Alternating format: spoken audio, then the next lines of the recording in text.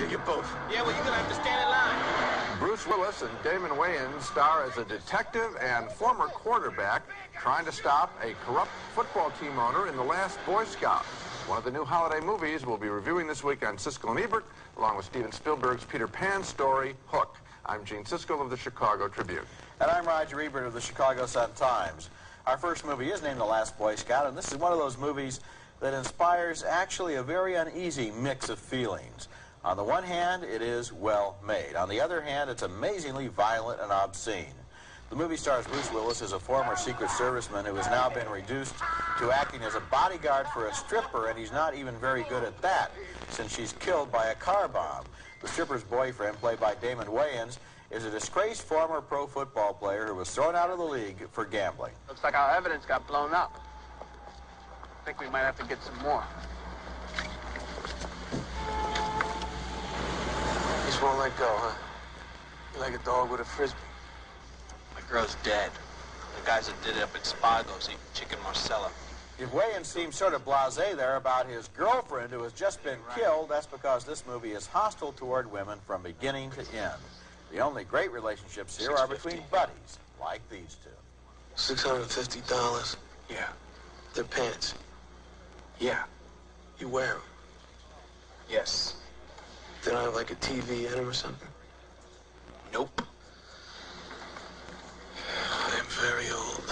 The plot line basically involves the 9 lives of these guys who are forever talking themselves out of tight spots as they uncover a plot to legalize gambling in pro football. Slow and easy. This is Jake.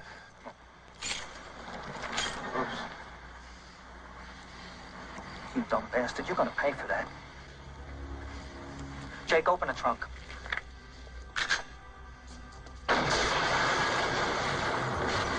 Bruce Willis has become a specialist in big-budget special effects movies like the Die Hard pictures and Hudson Hawk, and there's no shortage of expensive stunts in The Last Boy Scout.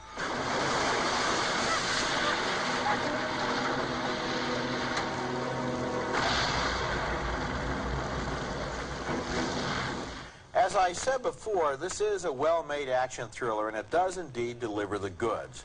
But it also reaches some new lows in the unremitting, repetitive vileness of its language, and I was also rather disturbed by the character of the hero's 13-year-old daughter, played by Danielle Harris, who has a real eye-opening scene in which she and her father see which one knows the most dirty words.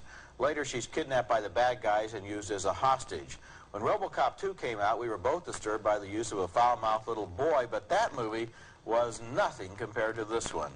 I give The Last Boy Scout thumbs up for technique and basic action skill. It does work, but as a sign of the decay of public standards, it's pretty bad news. Well, it is mean. There's a meanness to it. I think Bruce Willis wants to play a variation of his die-hard character, but the die-hard guy is an upbeat kind of guy, and an innocent, sunny kind of guy who's thrown in this maelstrom of violence around him. Here it's participatory in some way. He's depressed.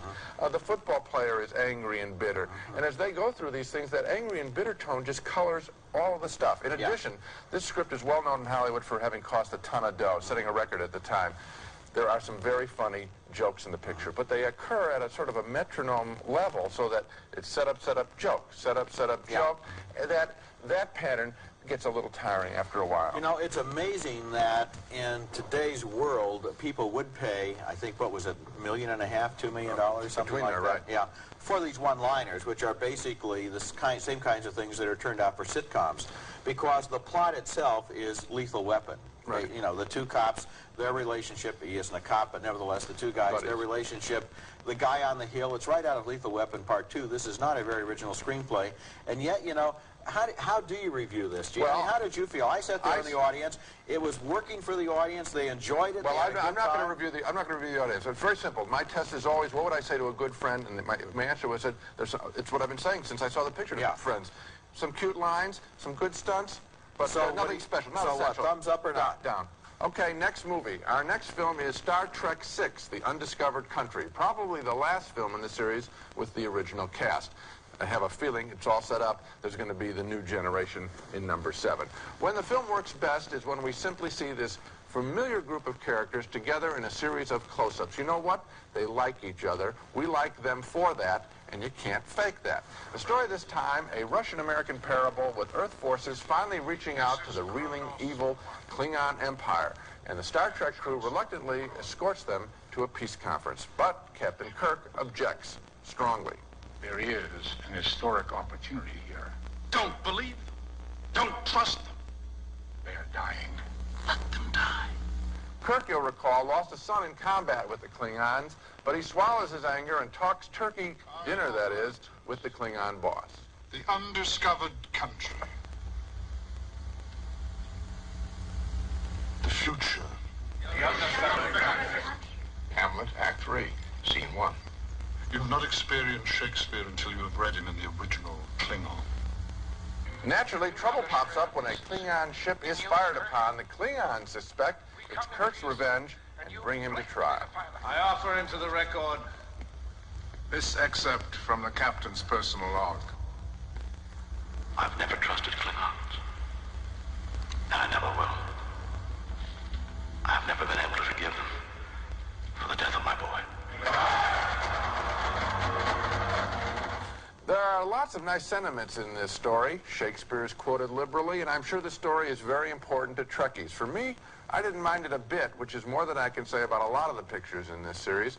I've kind of grown to like these characters in all their silly outfits. When the picture ends, and they have a close-up, close-up, close-up, I like them. And all the signatures of the cast coming across the screen. Of course, after 6 of these movies, you probably should know that it's Trekkers, not Trekkies, You know and what? that they really get offended when you make that mistake. I know that it's Trekkers, and I you put just Trekker... deliberately thought you'd get it No, wrong. I don't want... No? I actually said, you know what? They can't tell me what to call them.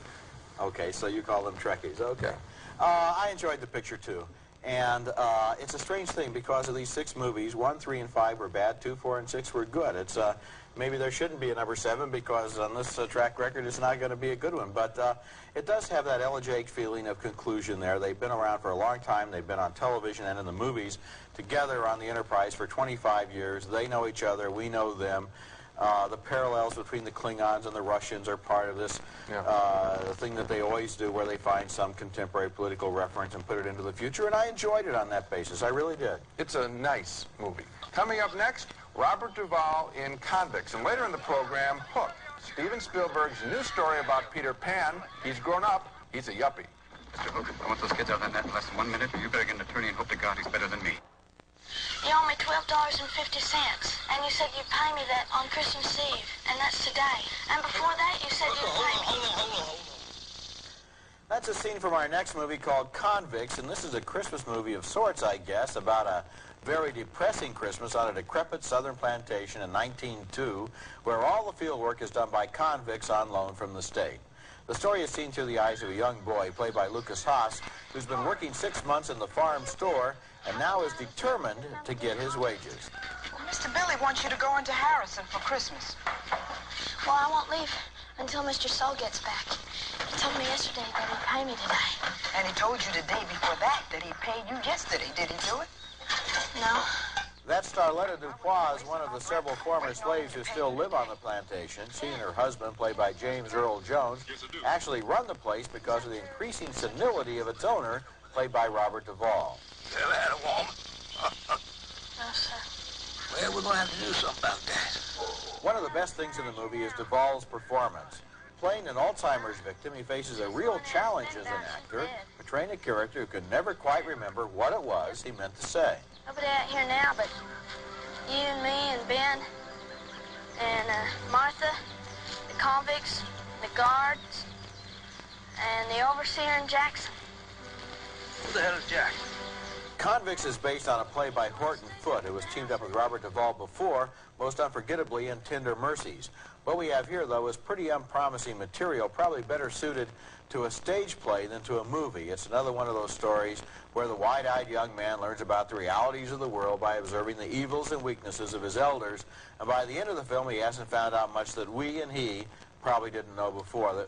The real only reason to see this movie is the excellence of Robert Duvall's work. But the problem is, Roger, that that it's I think that's what you're really saying. It stands apart from the rest of what's going on.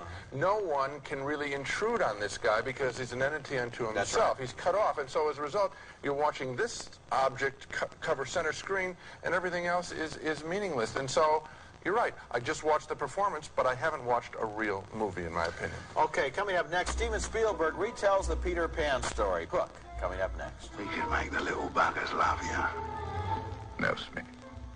No little children love me.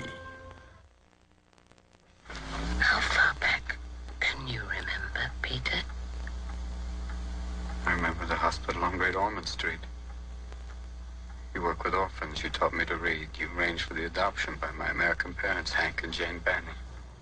That's Robin Williams as a grown-up Peter Pan who in Steven Spielberg's Hook has aged and turned into a work-obsessed yuppie. He's the kind of high-tech guy who sends an employee to tape his kid's Little League game, and the kid gets ticked off. Jack, next season I'm coming to 6 games, I promise. Be sure to buy enough videotape. Hey, Jack. My word is my bond. Yeah, junk bond. What the hell's the matter with you? When are you going to stop acting like a child? I am a child. That's a very cute setup to the picture, but the film starts to fall apart as Peter is about to go off to Never Never Land to recapture his youth and recapture his children taken by Captain Hook. Before he goes off, Tinkerbell, Julia Roberts, pays him a visit and notices the aging process. She doesn't have any good scenes in this picture. She's too small to be appreciated most of the time. Oh, it is you. It is. A big you. I guess it's not bad that you're big. You were always bigger than me. But now, maybe this means to be twice so much fun. Oh, no. It finally happened. I'm having a total nervous breakdown. Come on, Peter, follow me and all will be well. Oh, my God, where are we going? Save your children, of course. Dustin Hoffman isn't special as Captain Hook. There's little menace to his characterization. He's kidding with this performance, and we never believe, as a result, that Peter is in jeopardy. Who are you? I'm Peter Panning, attorney at law. Those are my children, and I want them back. Please. Those are your children. These are your children. Yes, they are. And you're Peter. You're Peter. Yes. You're Peter. Yes. No. Yes. You're Peter. Yes. Is there an echo in here? The Never Never Land scenes include long passages with Peter and a group of little lost boys who are a disappointment. They're as boring as a Saturday morning TV cartoon lineup. That ain't Peter Pan. He's old. He's fat.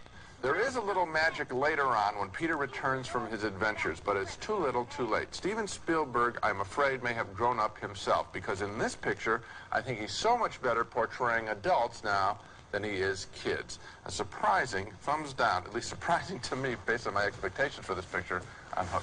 And I give a thumbs down, too. You know, there's a truism in Hollywood that at some point executives start making movies that are really their own life story. And here what you have is a guy who's very successful, surrounded by big business, but is told that he has to recapture his youth in order to be successful. And that may be the way that Steven Spielberg feels, and it may be the reason he made this story, which is unbelievably cumbersome in terms of explaining why an adult, Robin Williams, has to go back and become Peter Pan again, and then how he comes back after he's been Peter Pan. It's so complicated that you really have to ask, why didn't Spielberg just make Peter Pan? Then everybody would there be was, happy. you know, we interviewed him, I think it was a year and a half ago, and he had talked about a musical version of Peter Pan, and one thing this picture is really missing is music. I mean, I think that's an expectation that the audience has.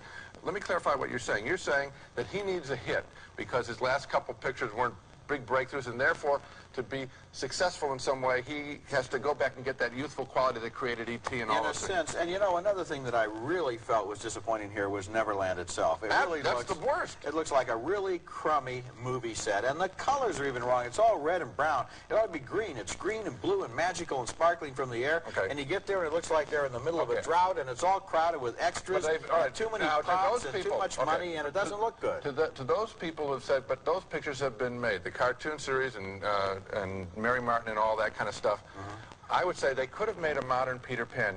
make the Lost Boys a bunch of trainees in his corporate department. In other words, make it all modern in some way. I think by trying to do... I think what's happening here, corporate-wise, is hedging of bets.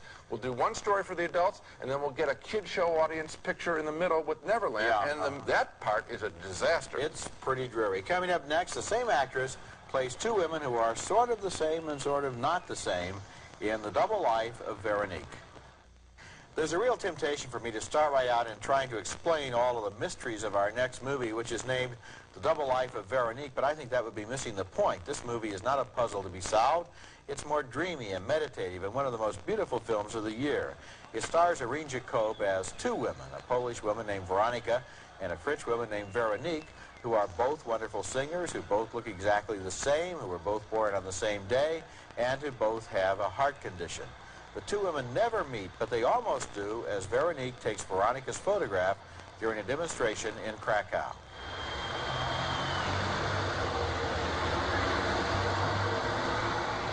The movie makes life seem like a mystery filled with clues as when Veronique receives a mysterious package one day in the mail. Serve une boîte de cigares. Virginia, vite.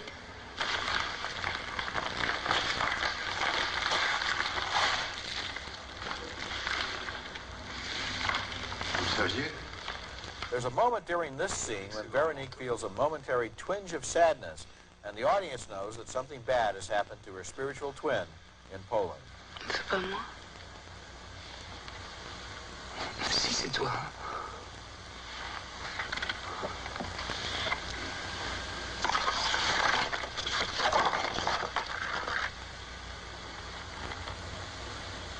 C'est pas mon manteau.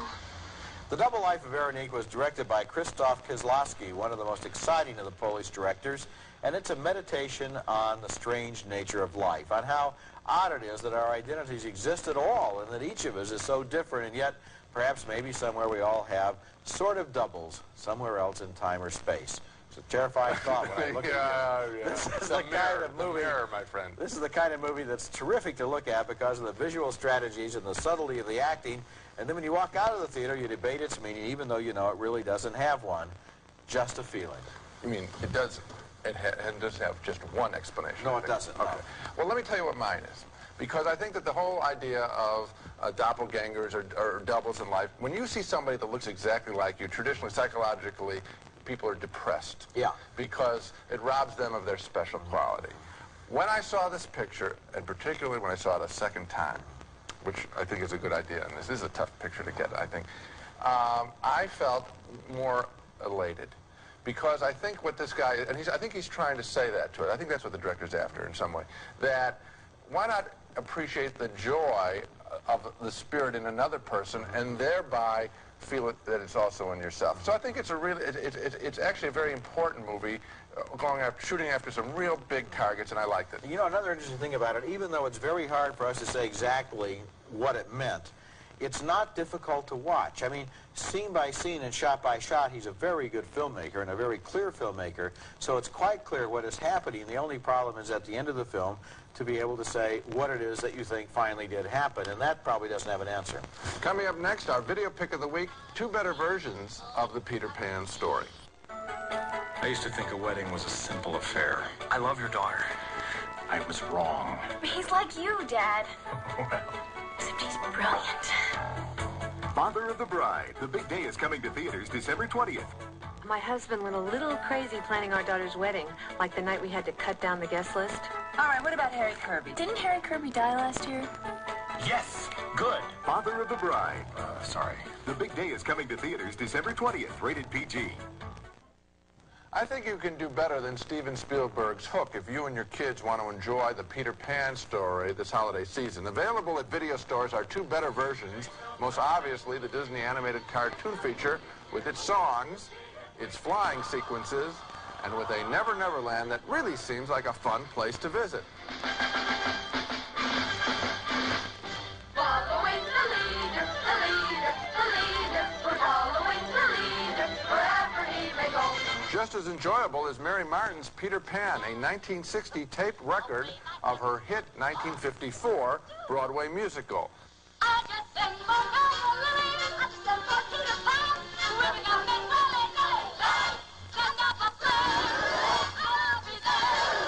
she's terrific. Both versions have the songs and the good fun in Never Never Land that I found missing in Hook. Now let's recap the movies we reviewed on this show. A split vote on The Last Boy Scout. Roger feels it works on an action level but deplores its bad taste. I found its cynicism depressing. Thumbs down from me. 2 thumbs up for Star Trek VI. An honorable farewell from a charming acting ensemble. 2 thumbs down for Horton Foote's Convicts. Although we both appreciated Robert Duvall's performance, it really doesn't add up to a movie. 2 thumbs down for Steven Spielberg's Hook, in which Never Never Land is a crushing bore. And finally, 2 thumbs up, way up, for The Double Life of Veronique, a beautiful musing on the nature of man. And that's a picture that you're going to have to seek out and find the holiday season. It's worth finding. Okay, that's it for this week. Next time we'll be back with reviews of more of the big new holiday films, including Oliver Stone's JFK, starring Kevin Costner as an investigator into the Kennedy assassination, and also Steve Martin in a new comedy where we can't get used to being the father of the bride. That's next week, and until then, the balcony is closed.